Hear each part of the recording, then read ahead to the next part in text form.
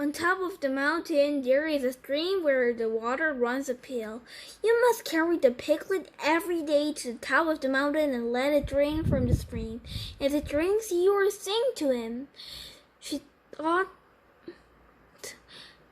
Ellie a special song to sing to the pig.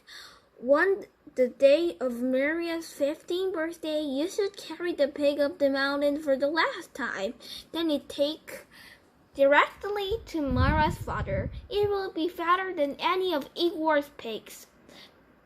If it is that big or fat, asked Elia, how will I be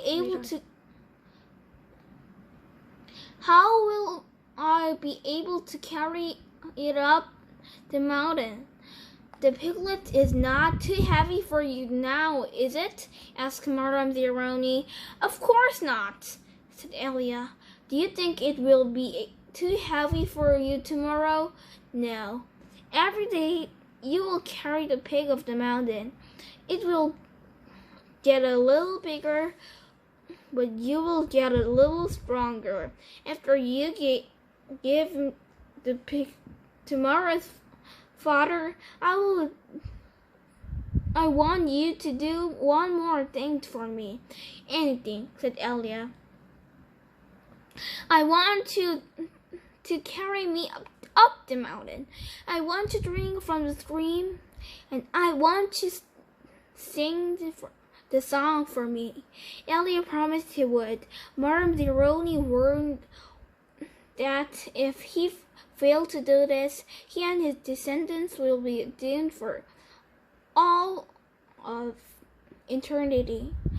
At the time, Elia thought nothing of the course. He was just 15 years old kid, and eternity didn't seem much longer than a week from Tuesday. Besides, he liked Madame Zeroni and would to glad to carry her up the mountain.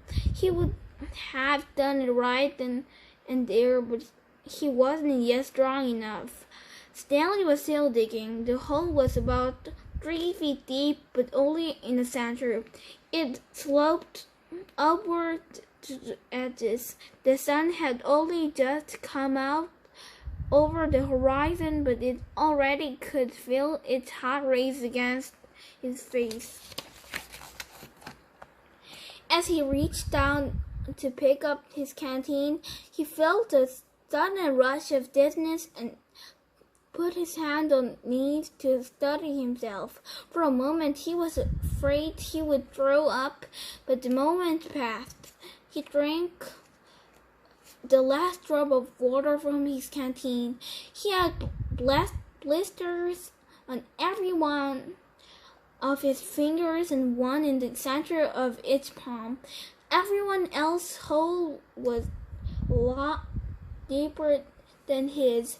He couldn't actually see their holes, but could tell by the size of their dirt piles.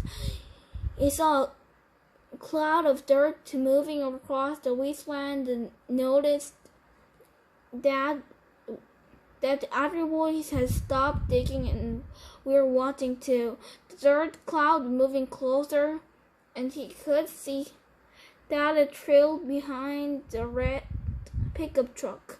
The truck stopped near where they were digging, and the boys lined up behind it, X-ray in front, Zero at the rear. Stanley got in line behind Zero. Mr. Sir filled each of their canteen from a tank of water in the bed of the pickup.